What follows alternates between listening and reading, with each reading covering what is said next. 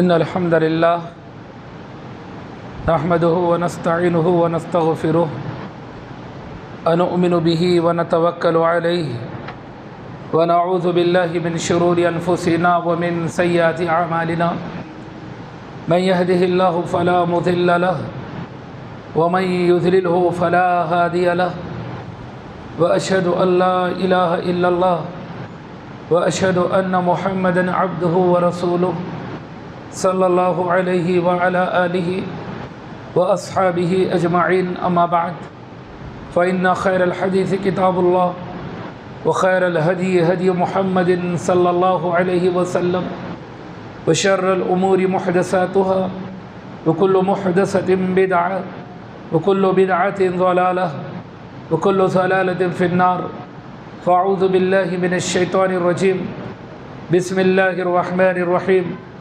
يا أيها الذين آمنوا اتقوا الله حق تقاته ولا تموتن إلا وأنتم مسلمون يا أيها الناس اتقوا ربكم الذي خلقكم من نفس واحدة وخلق منها زوجها وبث منهما رجالا كثيرا ونساء واتقوا الله الذي تساءلون به والأرحام إن الله كان عليكم رقيبا يا أيها الذين آمنوا اتقوا الله وقولوا قولا سديدا يصلح لكم أعمالكم ويغفر لكم ذنوبكم ومن يطع الله ورسوله فقد فاز فوزا عظيما وقد قال الله تبارك وتعالى الحج أشهر معلومات فمن فرد فيهن الحج فلا رفث ولا فسوق ولا جدال في الحج وما تفعلوا من خير يعلمه الله وتزودوا فإن خير الزاد التقوى واتقوني يا أولي الألباب۔ تمام تعریفیں اس ذات وحدہ لا شریک کے لیے لائق و زیبا ہیں جو ساری کائنات کا پالنہار ہے۔ بے شمار درود و سلام ہو نبی مکرم و محترم پر جنہیں اللہ رب العزت نے تمام جن و انس کے لیے ہادی و رہنما بنا کر مبعوث فرمایا۔ حاضرین جمعہ، ابھی میں نے آپ حضرات کے سامنے قرآن مجید کی ایک آیت کریمہ تلاوت کی جو سورہ بقرہ سورہ نمبر 2 کی آیت نمبر 197 ہے، جس کا ترجمہ یوں ہے: حج کے مہینے معروف ہیں یعنی سبھی کو معلوم ہے، پس ان مہینوں میں جس پر بھی حج فرض ہو جائے تو وہ لڑائی جھگڑا نہ کرے، فسق و فجور کے کام نہ کرے، اور جو بھی تم نفل کرو اللہ اس کو جانتا ہے، اور توشہ لو، سب سے بہترین توشہ تقوی ہے، اور مجھ سے ڈرو اگر تم لوگ عقل مند ہو۔ اس آیت کریمہ کی روشنی میں ہم آج کے موضوع کو سمجھنے کی کوشش کریں گے۔ آج کا موضوع ہے عمرہ و حج کا مسنون طریقہ۔ جو بھی مسئلے، جو بھی طریقہ عمرے کا یا حج کا میں رکھوں گا، کیونکہ پورے احادیث اگر ساتھ میں کہتے جاؤں پڑھتے جاؤں تو کافی وقت لگے گا، اس لیے اتنا ذہن میں رکھ لیں کہ یہ جو بھی مسئلے ہیں یہ قرآن اور حدیث سے ثابت ہے، نبی صلی اللہ علیہ وسلم کی حدیث سے ثابت ہے۔ دلیل یقیناً آپ کو کتابوں میں مل جائے گی، احادیث کے اندر مل جائے گی، جس عمل کی بھی آپ دلیل دیکھنا چاہیں۔ اللہ تبارک و تعالیٰ نے اس آیت کریمہ میں یہ واضح کر دیا کہ الحج اشہر معلومات، حج کے چند معروف مہینے ہیں، انہی مہینوں میں حج کا سفر کیا جا سکتا ہے، انہی مہینوں میں حج کے لیے نکلا جا سکتا ہے، اور جب آدمی حج کے لیے نکلے تو لڑائی جھگڑا نہ کرے، ممنوعات احرام کی چیزیں جو ہے اس سے بچتا رہے، اور آدمی حج کے لیے توشہ لے، یعنی کہ راہ سفر، اگر حج کو جانے کی پوری طاقت ہے، استطاعت ہے، تو پھر وہ حج کے لیے جائے، اور اگر طاقت نہیں ہے، استطاعت نہیں ہے، تو پھر اس کے اوپر حج ہی فرض نہیں ہوا، حج کو جانے کی ضرورت نہیں ہے۔ دور جاہلیت میں کیا ہوتا کہ لوگ نکل جاتے، کس کے لیے نکلتے؟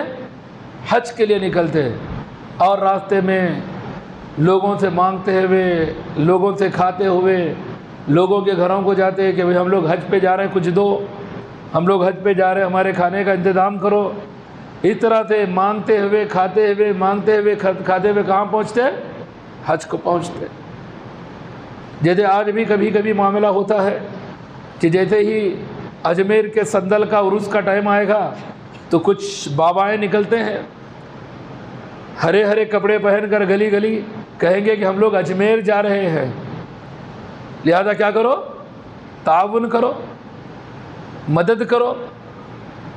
کبھی کبھی ہمارے نان مسلم بھائیوں کو دیکھیں گے، بعض اپنی دیوی دیوتاؤں کے پاس جاتے ہیں تو وہ لوگ بھی کیا کرتے ہیں؟ لوگوں سے مانگتے ہیں کہ ہم فلاں مندر کو جا رہے ہیں، لہذا ہمارا تعاون کرو۔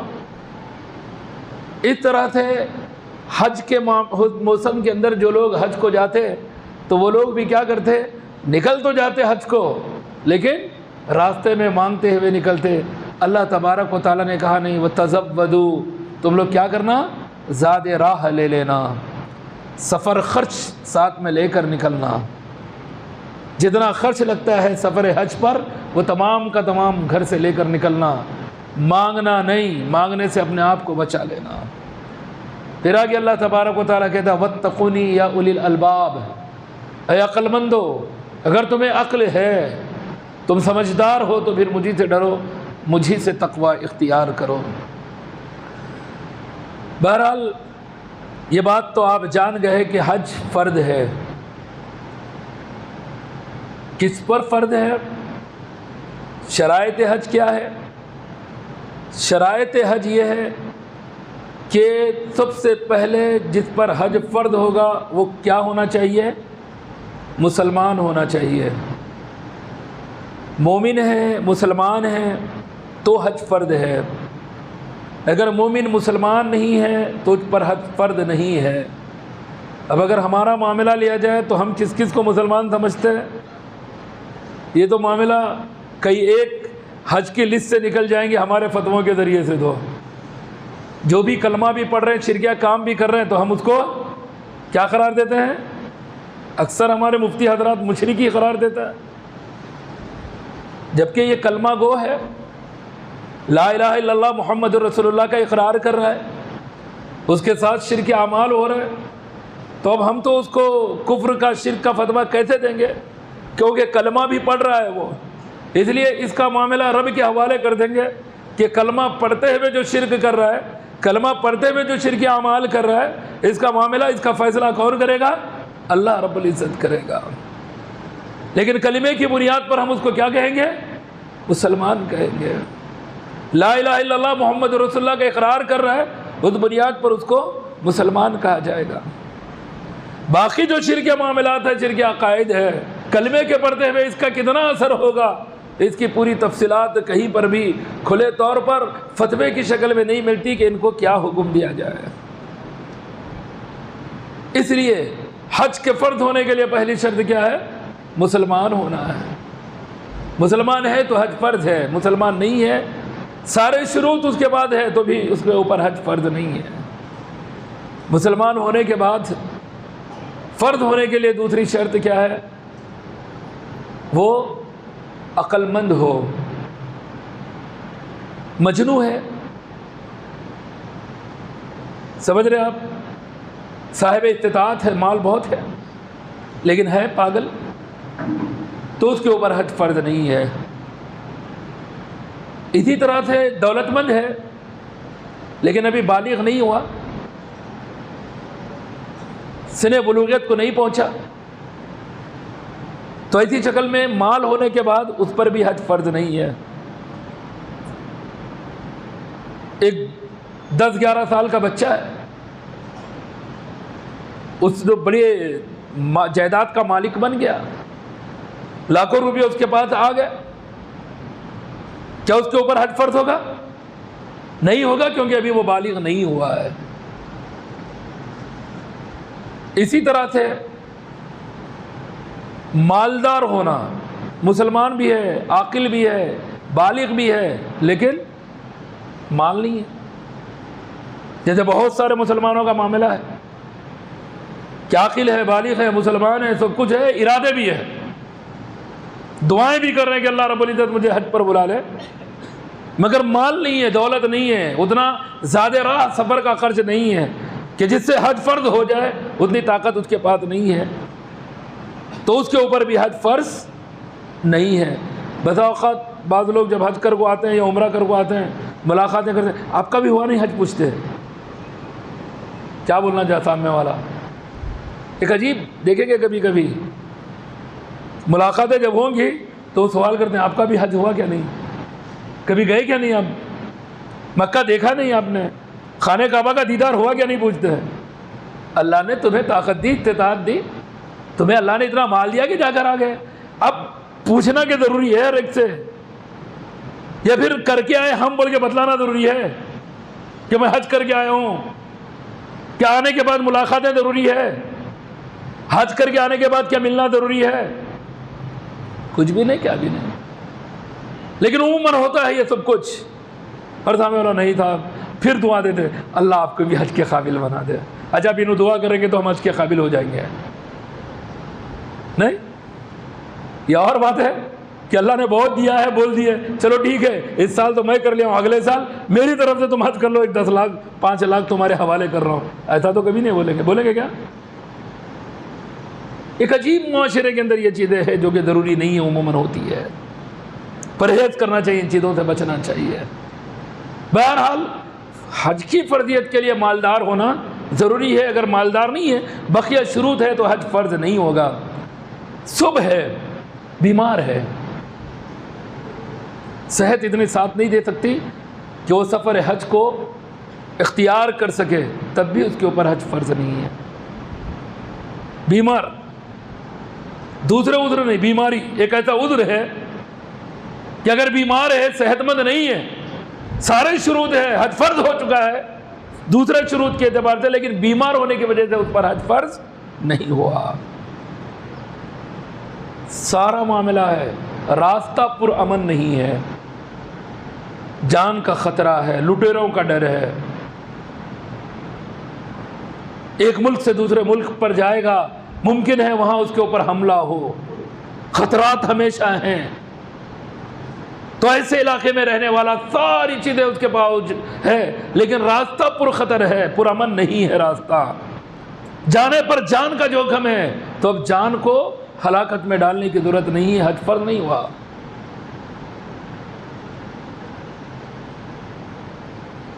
اسی طرح سے سب کچھ ہے، لیکن ایسے ملک میں رہتا ہے، کسی ایسے ملک میں رہتا ہے کہ وہ ملک سے جانے کی اجازت ہی نہیں ہے، تو کیا کرے گا آدمی؟ چوری سے بارڈر کراس کر کے نکل جائے گا؟ ضرورت نہیں ہے، ضرورت نہیں ہے اس کو کہ آدمی کیا کرے؟ چور راستے سے نکل کر چاہے کہ ارے میرے اوپر تو سب حج فرض ہے لہذا میں کروں گا ہی کروں گا۔ اگر کسی ایسے ملک کے اندر رہتا ہے کہ اس ملک نے پابندی لگا دی کہ یہاں سے کوئی حج کو نہیں جائے گا، تو پھر نہیں جائے گا، حج فرض نہیں ہے اس کے اوپر۔ یہ تو مرد اور عورت سبھی کے لیے عام ہے، عورت کے لیے مزید ایک شرط اور ہے، وہ کیا ہے؟ حج کے فرض ہونے کے لیے محرم کا ہونا۔ عورت پر حج فرض تب وہ سارے شرائط ہے، لیکن محرم نہیں ہے، کوئی ساتھ میں محرم، باپ، شوہر، بھائی، سمجھ رہے آپ، جو بھی محرم رشتہ دار ہیں ان میں سے کوئی موجود نہیں ہے بھی، لیکن اب دونوں کا خرچ کرنے کے لیے ان کے بعد بھی تو ہونا چاہیے، یا پھر کوئی محرم فرد حج کو جا رہا ان کے ساتھ میں حج کو جائے، ایسا کوئی معاملہ نہیں ہے تو اس عورت پر حج فرض نہیں ہے۔ اب تو مملکت عربیہ نے آزادی دے دی ہے کہ بغیر محرم کے بھی عورت حج کر سکتی ہے، کیا ان کی اجازت دینے سے جائز ہو جائے گا؟ کیا ان کے بولنے سے دین بدل جائے گا؟ کیا نبی صلی اللہ علیہ وسلم کا وہ فرمان اور رب کا وہ حکم بدل جائے گا؟ نہیں بدلے گا۔ ان کی ہزار اجازت دینے کے باوجود اگر کوئی عورت بغیر محرم کے سفر حج کے اوپر روانہ ہوتی ہے تو اس کے اوپر حج ہی فرض نہیں ہے، اس کا یہ سفر کرنا جائز نہیں ہے۔ بعض اوقات بعض خواتین کیا کرتے ہیں، پڑوسی میں خاندان میں کوئی تو جا رہا، تم میرے بھائی بن جاؤ۔ بعض اوقات فارموں میں لکھا بھی لیتا ہے۔ پہلے شروع میں یہ چیٹنگیں چلتی تھی، اب تو آتا تھی اب چوری کرنے کی بھی ضرورت نہیں ہے، بولے چوری کا کام سینہ زوری سے کر لو، تمہیں کوئی روکے گا ہی نہیں، کیونکہ پہلے ممنوع تھا، ویزا نہیں ملتا تھا، داخلہ ممنوع تھا، بغیر محرم کی عورت کو جا نہیں سکتی تھی عورت۔ اسی لیے یہیں سے کسی کو بھائی بنا کر اس کا نام ڈال کر بھائی ہے بول کر، یا اسی طرح سے ماموں ہے بول کر اس طرح کے معاملات کر لیتے، چچا ہے بول کر معاملات کر لیتے، اور عورتیں سفر حج پر روانہ ہوتی، کون یہ کیا نہیں گے، مگر بنا لیتے تھے۔ ویسا کر کے جانا بھی غلط ہے، اس لیے جا رہے ہیں وہاں تاکہ اپنے گناہوں کی معافی ہو، جو بھی غلطیاں ہیں اس کو معاف کر لیا جائے، اور غلطی کر کے حج کو جا رہے ہیں، رب کی نافرمانی کر کے حج کو جا رہے ہیں، تو اس لحاظ سے عورت کے لیے اگر محرم نہیں ہے تو بھی حج فرض نہیں ہے۔ اور ایک شرط جو عورت کے لیے ہے وہ شرط یہ ہے کہ ایام عدت میں نہ ہو۔ ایام حج آ گئے، سارے شرائط تھے، لیکن بیوہ ہو گئی خاتون، اب اس کو کیا گزارنا ہے؟ 4 مہینے 10 دن عدت وفات کے گزارنے ہیں۔ تو عدت وفات کے گزرنے تک عورت حج نہیں کر سکتی، اس کے اوپر حج فرض نہیں ہے۔ اس سال تو اس کے اوپر حج فرض نہیں ہے جس سال وہ عدت وفات میں ہے۔ تو یہ حج کے فرض ہونے کے لیے شرائط ہے، جن کے پاس یہ ساری شرائط ہیں ان کے اوپر حج فرض ہے، نہیں تو نہیں ہے۔ پھر اس کے بعد جو مرحلہ آتا ہے فرائض کے بعد کا، حج کے فرض ہونے کے بعد، وہ ہے میقات کا، کہ آدمی کہاں رہتا ہے۔ میقات 2 طرح کے ہوتے ہیں، ایک ہے میقات مکانی اور دوسرا ہے میقات زمانی۔ میقات مکانی یہ ہے کہ آدمی حدود حرم اور میقات سے باہر رہتا ہے، جس کو آفاقی بولا جاتا ہے۔ آفاقی مطلب دنیا کے کونے کونے سے آنے والا، اور جس علاقے سے بھی وہ نکل کر آ رہا ہے اس کے لیے ایک حدود مقرر ہے کہ حرم کے پاس جانے سے پہلے، خانہ کعبہ کے پاس جانے سے پہلے اس جگہ سے تمہیں احرام باندھنا ہے حج کا یا عمرہ کا، اور بغیر احرام کے تم یہاں سے گزر نہیں سکتے اگر حج اور عمرہ کے لیے جا رہے ہو۔ وہ میقات ہے، کل وہ میقات 5 ہے: ذوالحلیفہ اور یلملم، قرن المنازل یا سیل کبیر، جحفہ، ذات عرق۔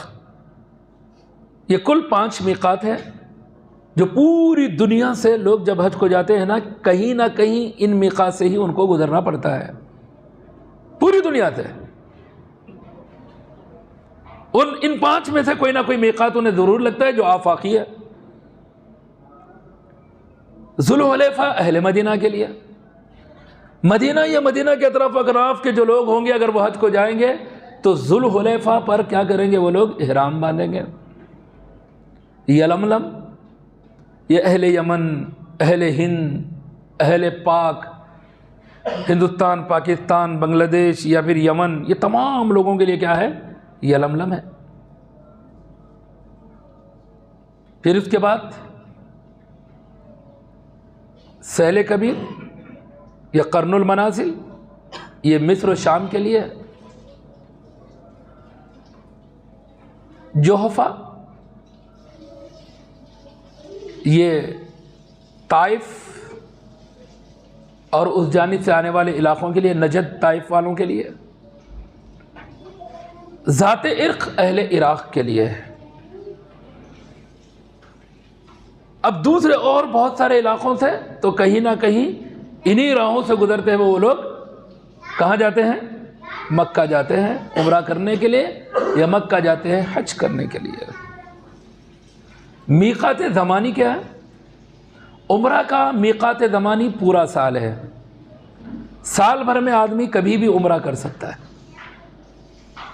رمضان میں عمرے کی فضیلت آپ لوگ جانتے ہی ہیں، جیسے کہ آپ نے فضائل سنے ہیں، لیکن رمضان ہی میں کرنا عمرہ فرض نہیں ہے۔ جیسے بہت سارے لوگ سمجھتے ہیں کہ زکوٰۃ دینا رمضان میں دوسرے دنوں میں نہیں، جبکہ زکوٰۃ بھی رمضان کے مہینے میں فرض نہیں ہوتی۔ انسان پر زکوٰۃ تب فرض ہوتی ہے جب اس کے مال پر ایک سال گزر کر پورا ہو جاتا ہے۔ جب بھی اس کے پاس مال آیا، اگلا سال تک وہ مال رہا، تو جب مال پورا ہوا، زیادہ ہوا تھا، زکوٰۃ کے میعاد کو پہنچا تھا، اور جب وقت آنے پر وہ زکوٰۃ فرض ہوگی، نہیں تو نہیں۔ لیکن اکثر لوگ رمضان کو بنا رہتے ہیں، لیکن حالانکہ رمضان میں زکوٰۃ فرض نہیں ہوتی۔ اسی طرح سے عمرہ رمضان میں فرض نہیں، عمرہ تو فرض عبادت ہی نہیں ہے، عمرہ نفل عبادت ہے، اور یہ کبھی بھی سال میں کبھی بھی کیا جا سکتا ہے۔ حج کا میقات زمانی شوال، ذوالقعدہ، ذوالحجہ۔ کیا پوری دنیا سے ان 3 مہینوں کے اندر حرم تک پہنچ سکتے ہیں؟ یقیناً پہنچ جائیں گے، اس زمانے میں پہنچتے تھے، ذرا وقت زیادہ ہونے کے بعد بھی۔ لیکن آدمی اگر حج کے لیے نکلنا چاہے تو شوال، ذوالقعدہ، ذوالحجہ۔ اگر کہیں ایسے جیسے پہلے لوگ جاتے تھے اور لمبا، اگر 6 مہینے کا اگر سفر بھی ہوتا تھا، یا کبھی بیچ میں درمیان میں رک جاتے تھے، مختلف طرح کے مراحل ہوتے تھے، تو تھوڑی پہلے وقت سے نکلتے۔ لیکن ان مہینوں کو حج کے مہینے نہیں قرار دیا جا سکتا۔ جیسے ابھی دیکھیں نا، ہم نے جو جناب نکلے ہیں پیدل، وہ کب نکلے ہیں؟ کب؟ بہت لمبا وقت ہوگا، مہینوں گزر گئے، سمجھ رہے آپ؟ حالانکہ وہ جب نکلے تھے وہ حج کے مہینے نہیں تھے، لیکن چونکہ پیدل الگ الگ جگہ رکنا، معاملات کرتے ہوئے جانا، ایک غیر ضروری کی تکلیف اٹھا کر جا رہے ہیں، اجر تو وہی ملے گا جو پلین میں بیٹھ کر جا رہے ہیں، ثواب میں کوئی کمی زیادتی نہیں ہوگی۔ ان کی اتنی قربانیاں، اتنی محنت نہیں، بے جا اپنے آپ پر ظلم کر رہے ہیں، اور کچھ بھی نہیں، اس سے بڑھ کر اپنے آپ کو پریشان کر رہے ہیں۔ باقی اللہ تبارک و تعالیٰ نے ایسا فرض کیا ہی نہیں، ایسا مکلف کیا ہی نہیں۔ سہولیات ہے، سواری ہے تو، نہیں ہے تو کوئی معاملہ نہیں۔ تو بہرحال یہ جو میقات زمانی حج کا ہے وہ کیا ہے؟ شوال، ذوالقعدہ اور ذوالحجہ۔ اس کے بعد جب یہ میقات کا معاملہ آیا تو ہم آگے اور بڑھتے ہیں۔ ارکان حج کیا ہیں؟ ارکان حج 4 چیزیں ہیں جس کو ذہن میں رکھنا ہے۔ اگر یہ 4 چیزیں کسی سے چھوٹ جائے تو سمجھو اس کا حج ہی نہیں ہے۔ نمبر 1 احرام ہے، نمبر 2 وقوف عرفہ، نمبر 3 طواف زیارت، نمبر 4 سعی۔ یہ 4 چیزیں لازمی ہیں۔ جو بھی حاجی ہے ان 4 چیزوں میں سے کسی کی بھی ایک چیز چھوٹ جائے اس کا حج نہیں ہوا۔ قربانی دینے پر بھی اس کا فدیہ نہیں بنے گا، وہ کچھ بھی کرے اس کا فدیہ نہیں بنے گا۔ اور یہ چیزیں جب کرنا ہے، جس وقت کرنا ہے تبھی کرنی ہے۔ وہ وقت گزر گیا اس کے بعد کریں گے تو بھی کوئی چیز ملنے والی نہیں ہے۔ تو یہ چیزیں لازمی ہیں، فرض ارکان ہیں بنیادی۔ یہ ہے تو حج ہے، یہ نہیں ہے تو حج نہیں ہے۔ اسی طرح کچھ چیزیں واجبات میں سے آتی ہے، لازمی ہیں، جس کے چھوٹنے پر حج تو ہوگا لیکن قربانی دینی ہوگی۔ وہ کیا ہے؟ میقات پر پہنچ کر احرام باندھنا۔ جس کا جہاں میقات ہے، میقات پر پہنچ کر احرام باندھنا۔ اس سے پہلے بھی باندھنا چاہے باندھ سکتے ہیں، لیکن میقات سے گزر کر باندھیں گے، احرام تو باندھ لیا جائے گا لیکن ترک واجب ہوگا، جس کی بنا پر کیا دینی پڑے گی؟ ایک قربانی دینی پڑے گی۔ تو اس لیے میقات کو ذہن میں رکھ کر پہلے سے احرام باندھیں۔ یہ میقات پر پہنچ کر لازمی ہے کہ وہاں پر احرام باندھنا ہی ہوگا۔ دوسری چیز جیسے وقوف عرفہ کا جو معاملہ ارکان حج میں سے ہے، سورج کے غروب ہونے تک عرفات کا وقوف یہ لازمی ہے۔ کوئی آدمی صبح گیا، دوپہر میں وہاں سے نکل گیا، آدھے دن میں نکل گیا، تو ایسی شکل میں دم ہوگا، کیونکہ واجب کا ترک ہے۔ لازمی ہے اس کو وقوف عرفہ، میدان عرفات کے اندر سورج کے غروب ہونے تک رکنا۔ اسی طرح سے مزدلفہ میں جو رات گزارنے کا معاملہ ہے وہ بھی لازمی ہے۔ رات کہاں گزرے گی؟ مزدلفہ میں گزرے گی۔ پھر اس کے بعد مینا کی راتیں کہاں گزرے گی؟ یہ ایام تشریق کی راتیں مینا میں گزرے گی۔ 11، 12، 13 جو ایام تشریق ہے نا، وہ تینوں راتیں کہاں گزاریں گے؟ مینا کے اندر گزاریں گے۔ اسی طرح سے جمرات پر کنکریاں مارنا وہ بھی حج کے لیے واجب ہے۔ جمرات پر کنکریاں ماریں گے ہی ماریں گے، اگر کوئی جمرات کی کنکریاں کو چھوڑ دیں گے دم ہوگا۔ جمرہ عقبہ جس کو بڑا شیطان لوگ بولتے ہیں، شیطان ہوتا نہیں، اللہ کے نبی صلی اللہ علیہ وسلم نے اس کو جمرات قرار دیا ہے۔ جمرہ عقبہ کی رمی کے بعد، کنکری مارنے کے بعد کیا کرنا ہے؟ حلق یا تقصیر کرنا ہے، بال کو منڈانا ہے یا پھر کٹنگ بنانا ہے۔ یہ بھی لازم ہے، واجبات میں تھے حج کے۔ پھر اسی طرح سے طواف وداع، یعنی کہ جب نکلنا چاہ رہے ہیں، اپنے علاقے کو واپس ہونا چاہ رہے ہیں، تو کیا ہے؟ طواف وداع کر کے خانہ کعبہ کا طواف کر کے، آخری طواف، اس کے بعد اپنے گھروں کو واپس لوٹائیں گے۔ بس حاجی حضرات اتنے چیزوں کو کر لے، زیادہ کنفیوژن نہیں، زیادہ ٹینشن، زیادہ پرابلمز نہیں لینا ہے۔ بنیادوں کو دیکھیں، مین چیزوں کو دیکھیں، اس پر فوکس کریں، کسی طرح سے وہ چیزیں ہو جائیں۔ الحمدللہ ارکان ہو گئے، واجبات ہو گئے، ہو گیا حج۔ یہ چیزیں چھوٹنے پر دم ہوگا، یا وہ 4 جو ارکان ہیں وہ چھوٹنے پر حج ہی نہیں ہوگا۔ اس کے علاوہ کیا ہے؟ مسنون امور ہے بہت سارے، وہ مسنون امور کے چھوڑنے پر نہ دم ہے، کریں گے اجر ہے، نہیں تو کوئی گناہ بھی نہیں ہے۔ اسی طرح کچھ ممنوعات احرام ہیں۔ ممنوعات احرام، حالت احرام، احرام کیا ہے؟ مرد کا احرام 2 انسلی چادر ہے،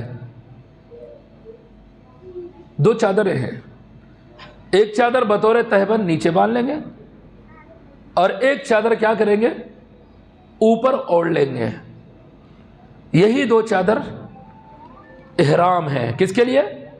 مرد کے لیے۔ عورت کے لیے کوئی چادر نہیں ہے، ان کا کوئی الگ سے کپڑا نہیں ہے، کوئی الگ سے ڈریس سلانے کی ضرورت نہیں ہے، جو روز پہنتے تھے وہی لباس پہن سکتی ہے، وہ الگ سے اہتمام کرنے کی کسی قسم کی ضرورت نہیں ہے۔ ہاں اگر سفید کپڑا، سفید ڈریس لے تو اچھا ہے، نہیں تو کوئی حرج نہیں۔ جو ان کے کپڑے ہیں، جو معاملات ہیں وہی کپڑے، پھر ان کپڑوں کے اوپر وہی برقع، جو بھی معاملہ ہے، جب باہر نکلیں گے تو حجاب کے سارے معاملات ان کے اوپر تب بھی ہے، آج بھی ہے۔ سفر حج پر بھی وہ برقع پہنیں گی، سفر حج پر بھی وہ برقعے کے اندر رہے گی، حالت احرام کے اندر بھی وہ برقعے کے اندر ہی رہے گی۔ ہاں البتہ ممنوعات کیا رہیں گے ان کے لیے؟ لا تلفظ القفازین ولا تنتقب، وہ نقاب نہیں کرے گی عورت، بس حالت احرام میں کیا نہیں کرے گی؟ نقاب نہیں کرے گی۔ جیسے ابھی نوزفید وہ جو باندھا جاتا ہے، عورت وہ نہیں باندھے گی، ورنہ جو چادر سر پہ ہے اوڑھنی تو رہے گی سر پر، صرف چہرہ کھلا رہے گا، لیکن پھر بھی وہ عورتوں، مردوں سے، نامحرموں سے، غیر محرموں سے اپنے فیس کو چھپائے گی، اپنے چہرے کو چھپائے گی۔ لیکن بڑا افسوس ہوتا ہے کبھی کبھی، یہاں جب حج کے لیے روانہ ہوتے ہیں، بسوں سے سوار ہو کر حیدرآباد حج ہاؤس پہنچ رہے ہیں، کبھی افسوس ہوتا ہے کہ عورتیں مرد حضرات سے مصافحہ کر رہے ہیں، بسوں میں کھڑکیوں میں سے ہاتھ دے رہے ہیں اور مرد حضرات ان سے مصافحہ کر رہے ہیں، چہرے کھلے پڑے ہیں پوروں کے، اور بول رہے ہیں نہیں ہم یاد رکھیں گے، تمہارے لیے دعائیں کرتے رہیں گے۔ ارے اپنا تو سیدھا کر لو، بعد میں دوسروں کے سوچو، خود کا کیا معاملہ ہوگا وہ تو دیکھو، وعدے وفائیں کر کے جا رہے ہیں، ہم تمہارے کو بھی نہیں بھولیں گے، پہلے اپنی حالت کیا ہے، اپنا معاملہ کیا ہے وہ تو دیکھ لیں۔ یہی سے چیزیں جس کو شریعت نے روکا ہے اس کو پامال کرتے ہوئے جا رہے ہیں، تو کیا نیکی ملے گی؟ وہ سچ چیز یہ اصل ہے۔ اصل چیز کیا ہے؟ اللہ نے کیا احکامات دیے ہیں، اللہ کے نبی صلی اللہ علیہ وسلم کے کیا طریقے، وہ اہم ہے۔ فارمیلٹیز کے لیے جو کچھ ہو رہا ہے اس کے اندر بات چل رہا ہے، یہ ہرگز درست نہیں ہے۔ عورت برقع پہنے گی، جو فارمل لباس ہے وہ لباس میں رہے گی، نقاب نہیں کرے گی، اپنے ہاتھوں میں دستانے نہیں پہنے گی، یہ احرام عورت کا ہے۔ اور پیروں میں موزے بھی نہیں پہنے گی، کیونکہ ایسے چیزیں جو ٹخنے کو چھپائے نہ مرد پہن سکتا ہے نہ عورت، ممنوعات احرام میں سے ہے۔ ایسا جوتا جو ٹخنے کے اوپر تک آ جائے، یا موزہ ہے، خفین ہے، ساکس وغیرہ جو پہنتے ہیں نہیں پہنیں گے۔ اگر کسی کے پاس ایسے جوتے میسر نہیں ہیں کہ جو ٹخنے سے نیچے کٹے ہوئے ہوں، مجبوری میں پہن سکتے وہ جوتے بھی جو ٹخنے کے اوپر تک ہیں، لیکن خفین ہے، ساکس کا استعمال عورت بھی نہیں کرے گی، مرد بھی نہیں کریں گے، لیکن پھر بھی عورت اپنے ہاتھوں کو چھپائے گی، کور کرے گی اپنے برقعے میں، لباس میں، جس طرح بچنا چاہے تو بچے گی۔ جو دکھانا چاہتی ہے اس کو کون روک سکتا ہے؟ جو نہیں دکھنا چاہتی ہے وہ کیسے نہ کیسے کوشش کرے گی۔ امہات المومنین نبی صلی اللہ علیہ وسلم کے ساتھ تھی، اللہ کے نبی صلی اللہ علیہ وسلم کے ساتھ حج کر رہی۔ ام المومنین حضرت عائشہ صدیقہ رضی اللہ عنہا کہتی ہیں کان الرکبان یمرون بنا ونحن محرمات مع رسول اللہ صلی اللہ علیہ وسلم، ہم نبی صلی اللہ علیہ وسلم کے ساتھ حالت احرام میں تھی، ہمارے پاس سے قافلے گزرتے، تو جب بھی کوئی قافلہ گزرتا تو ہم میں سے ہر نبی کی بیوی اپنے سر پر جو چادر تھی اس چادر کو اپنے چہرے پر کھینچ لیتے، فلما جاؤنا، جب وہ ہم سے آگے بڑھ جاتے، کشفنا، پھر اپنے چہرے کو کھول لیتے۔ پردہ کرنا چاہے تو پردہ کیوں؟ ارے ہم تو حج کو جا رہے ہیں، اب کیا پردہ؟ یہی سے ہم چہرہ کھول کر پھریں گے تو وہ مرضی ان کی ہے۔ تو بہرحال عورت کا احرام عام لباس ہے، کوئی خصوصی لباس کا اہتمام ضروری نہیں ہے، بس اتنا لحاظ رکھنا ہے چہرہ نہیں چھپے گا، لیکن چہرہ دکھائیں گے بھی نہیں، ہاتھ میں دستانے نہیں پہنیں گے پھر بھی ہاتھ دکھائیں گے بھی نہیں، پیر میں موزے نہیں پہنیں گے پھر پیر لوگوں کو دکھائیں گے نہیں، غیر محرم اجنبیوں کو دکھائی بھی نہ دے۔ اس طرح سے عورت احتیاط کرے گی۔ مرد کے لیے ممنوعات کیا ہیں؟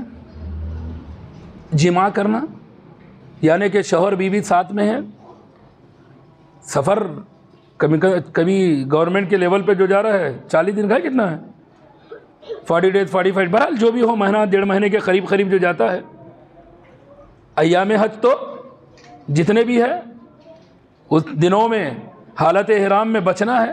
کس سے بچنا؟ جماع سے بچنا ہے، اور لوازمات جماع سے بھی بچنا ہے، کہیں ایسا نہ ہو کہ آدمی جماع تک چلا جائے۔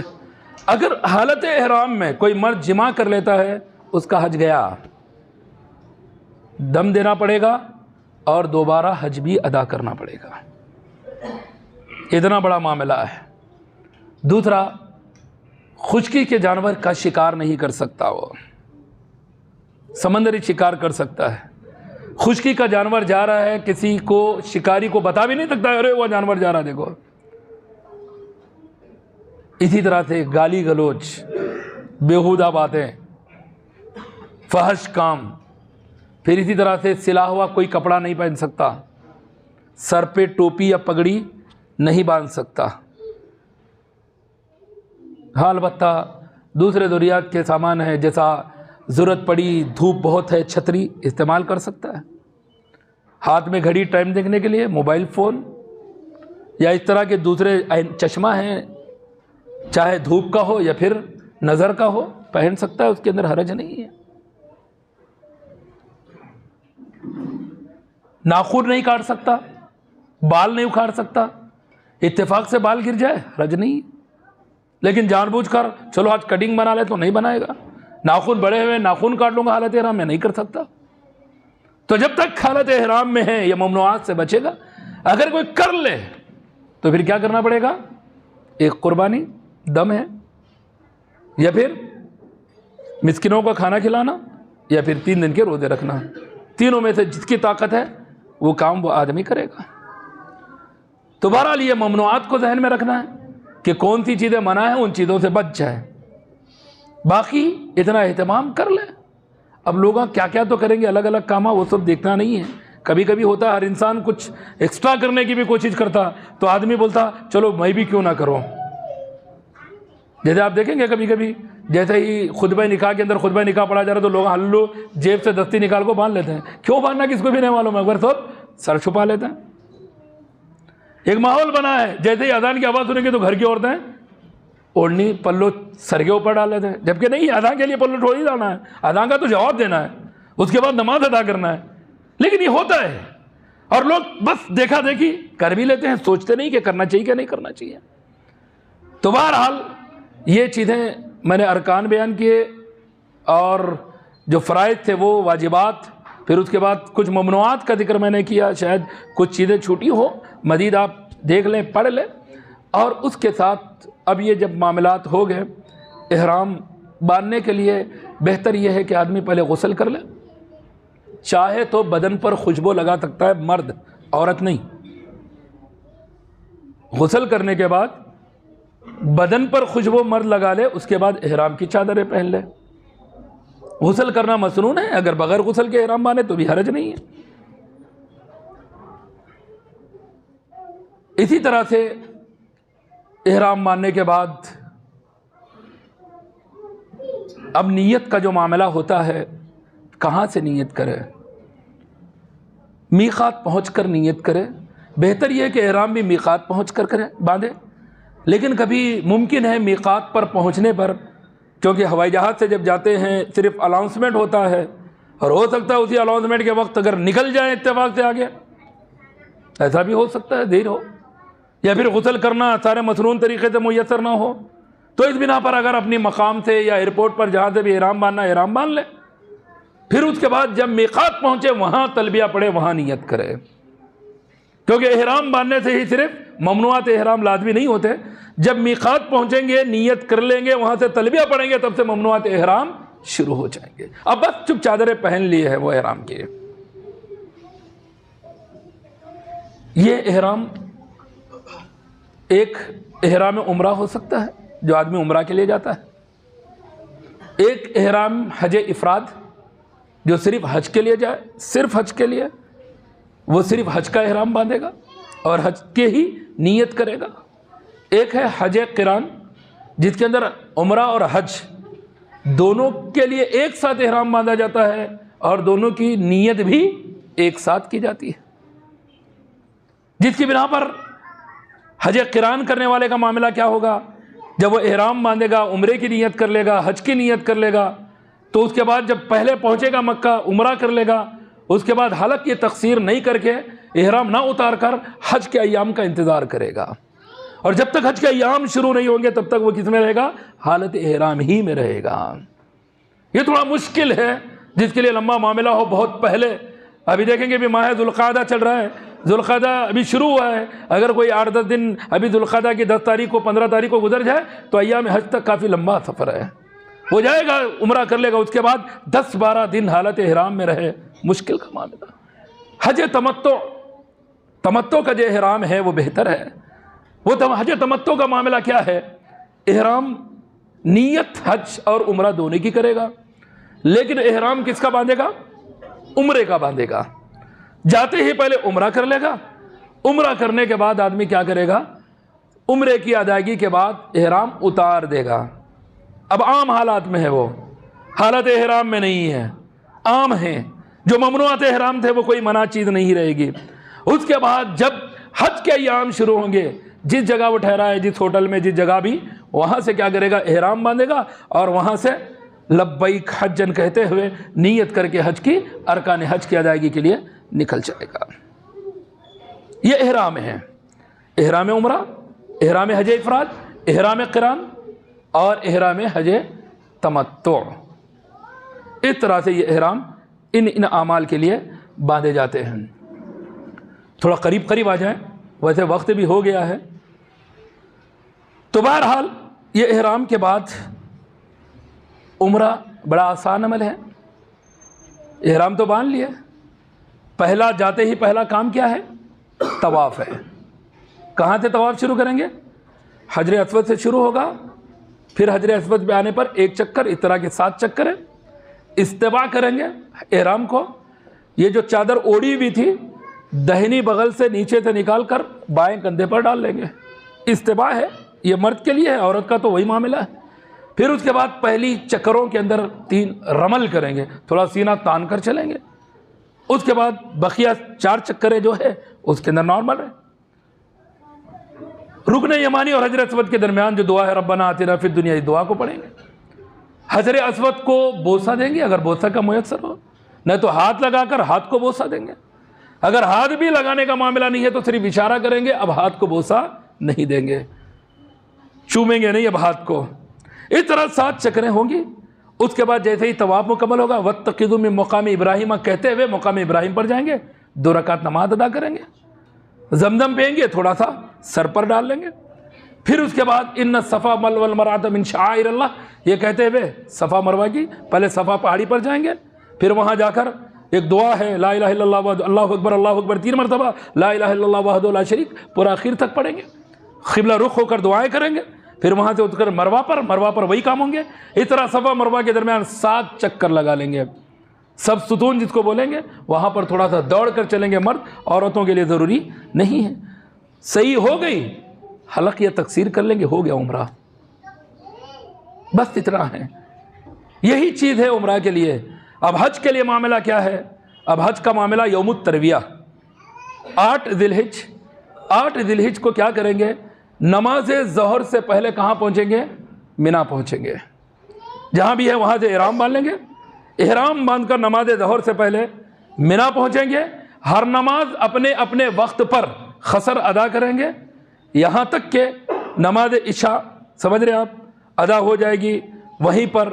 اس کے بعد یہ منا کے اندر رہنے کے بعد صبح سورج نکلنے سے پہلے کیا کریں گے؟ کہاں کے لیے نکلیں گے؟ سورج طلوع ہوتے ہی عرفات کے لیے نکلیں گے، یہ 9 ذی الحجہ کا معاملہ ہے۔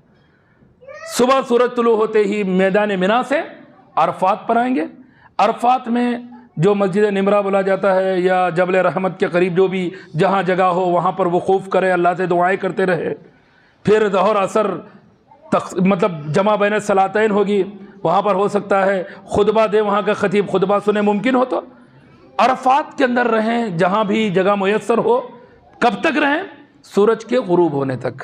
لازمی ہے یہ وقوف عرفہ، اتنا لازمی ہے کہ اگر یہ کسی کو نہیں ملا تو پھر اس کو حج ہی نہیں ملا ہے۔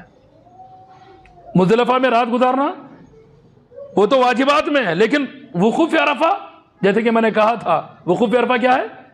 فرائض میں سے حج کے احرام، وقوف عرفہ، طواف زیارت اور سعی، بس یہ لازمی ہے۔ تو وقوف عرفہ بہت لازمی ہے۔ سورج کے غروب ہونے تک 9 ذی الحجہ کو وقوف عرفہ ہوگا۔ سورج غروب ہونے کے بعد یہاں نماز پڑھے بغیر کہاں نکلیں گے؟ مزدلفہ کی طرف نکلیں گے، وہاں جا کر مغرب عشاء جمع بین الصلاتین ہوگی۔ پھر رات کوئی عبادت نہیں کریں گے مزدلفہ میں، صرف سوئیں گے، کوئی عبادت نہیں، کوئی تلبیہ نہیں، کچھ نہیں معاملہ۔ پھر نماز فجر کو عام وقت سے ذرا اول وقت میں پڑھ کر کہاں نکلیں گے؟ منا کی طرف نکل جائیں گے، وہاں جائیں گے، منا پہنچیں گے، سورج کے طلوع ہو کر بلند ہوتے ہی جمرہ عقبہ کی کنکریاں ماریں گے۔ پھر جمرہ عقبہ کی کنکریاں ہونے کے بعد حلق یا تقصیر کر لیں گے۔ پھر اس کے بعد کیا کریں گے؟ طواف زیارت کے لیے مکہ کی طرف روانہ ہو جائیں گے، طواف زیارت کر لیں گے، سعی کر لیں گے، پھر واپس لوٹ کر شام ہونے تک کہاں آ جائیں گے؟ منا میں آ جائیں گے۔ پھر منا کے اندر رات گزرے گی۔ پھر دوسرے دن ہر دن زوال کے بعد تینوں جمرات، جمرہ اولا، جمرہ وسطیٰ، جمرہ عقبہ، ان تمام تینوں جمرات کو کنکریاں مارتے رہیں گے۔ اگر کوئی 2 دن ہی منا میں رہنا چاہ رہا ہے تو دوسرے دن سورج کے ڈوبنے سے پہلے واپس لوٹ جائے، وہ طواف وداع کرنے کے لیے مکہ آ جائے، مکہ لوٹ کر طواف وداع کر کے گھر جانا چاہے تو جا سکتا ہے۔ لیکن اگر نہیں، سورج ڈوب گیا تو پھر اب وہ نہیں نکل سکتا، رات وہیں گزارے گا، پھر دوسرے دن زوال کے بعد کنکریاں مار کر اپنے گھر کو جا سکتا ہے طواف وداع کر کے۔ تو اس طرح سے یہ بس حج کی یہ مین اہم چیزیں ہیں، یہ جس کو ذہن میں رکھ کر ان اعمال کو یہ کے بعد دیگرے جیسے جیسے کرنا ہے ان چیزوں کو کریں گے۔ تو بہرحال اور کچھ مسائل تقریباً آ گئے اور ہو سکتا ہے کچھ چھوٹ بھی جائے ہوں۔ لیکن جو لوگ جا رہے ہیں تھوڑے مزید کتابوں کو پڑھیں، رہنمائی حاصل کر لیں، لیکن ہمیشہ اہم چیزوں کو ذہن میں رکھیں۔ لوگ کیا کیا کر رہے ہیں وہ نہیں دیکھنا ہے، ہم نے جو پڑھا ہے، ہم نے جو سیکھا ہے، ہم نے جو جانا ہے، قرآن و حدیث سے جو ثابت ہے اتنا کر کے خوش ہو جائیں۔ بتا اوقات ہو سکتا ہے بعض کو ایکسٹرنل کرتے ہوئے آپ دیکھیں، الگ الگ رہتا ہے، بڑے ادب احترام عجیب عجیب طرح کی چیزیں دیکھنے کو ملیں گی، شاید جو لوگ کرتے ہیں عموماً، کیونکہ میں تو گیا نہیں، لیکن لوگ آ کر جو بتاتے سن کر بولتا ہوں کہ یہ لوگوں کو کون سکھایا ہوگا حج جا کر یہ تو کرنے کا معاملہ۔ کبھی کبھی بڑی عجیب و غریب جس کا حج سے کوئی تعلق نہیں، ایسی ایسی باتیں بیان کرتے ہیں کہ ہم ایسا کرے، ایسا دکھا، ایسا کرے، ایسی ساری چیزیں ہوتی ہے، کبھی ان چیزوں کے اوپر کبھی دھیان نہ دے۔ بہرحال جب یہ معاملہ ہو گیا، ایام تشریق کے 3 دن گزر گئے، اس کے بعد طواف وداع یہ لازم واجب ہے، اگر کریں، نہیں کرتے تو پھر قربانی ہے، کر لیں گے، اس کے بعد آپ اپنے گھر اپنے علاقے واپس آ جا سکتے ہیں۔ یہ کچھ مسائل تھے جو حج اور عمرہ کا مسنون طریقہ کیسے میں نے آپ کے گوشے گزار کیا ہے۔ اللہ رب العزت سے دعا ہے اللہ ہمیں جب تک زندہ رکھے ایمان و اسلام پر زندہ رکھے، موت دے تو ایمان و اسلام پر موت دے، آمین۔ بارک اللہ لنا ولکم فی القرآن العظیم انہ تعالی جواد کریم ملک بر رؤوف رب حلیم۔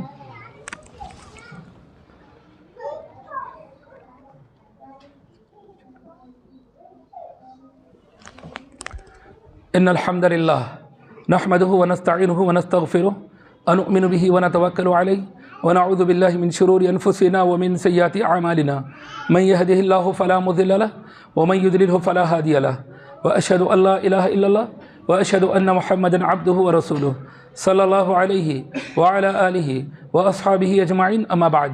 اللہم اغفر للمؤمنین والمؤمنات والمسلمین والمسلمات الاحیاء منهم والاموات، اللہم اعز الاسلام والمسلمین واخذل الكفرة والمبتدعة والمشركين، اللهم انصر من نصر دين محمد صلى الله عليه وسلم واجعلنا منهم، اللهم اخذل من خذل دين محمد صلى الله عليه وسلم ولا تجعلنا منهم۔ عباد الله رحمكم الله، ان الله يأمر بالعدل والإحسان وإيتاء ذي القربى وينهى عن الفحشاء والمنكر والبغي يعظكم لعلكم تذكرون، واذكروا الله يذكركم وادعوه يستجب لكم ولذكر الله تعالى وأولى وأعز وجل وهم وأتم وأكبر۔